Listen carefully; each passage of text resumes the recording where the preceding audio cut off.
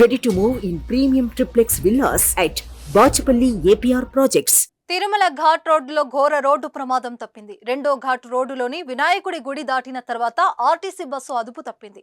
రోడ్డుపై ఆయిల్ ఉండడంతో RTC bus అదుపు తప్పి డివైడర్ను ఢీకొట్టింది. అదే వేగంతో లోయ వైపు దూసుకెళ్లి చెట్టును గుద్ది ఆగిపోయింది. లోయలోకి బస్సు దూసుకెళ్లకుండా చెట్టు అడ్డుకోవడంతో పెను ప్రమాదం తప్పింది.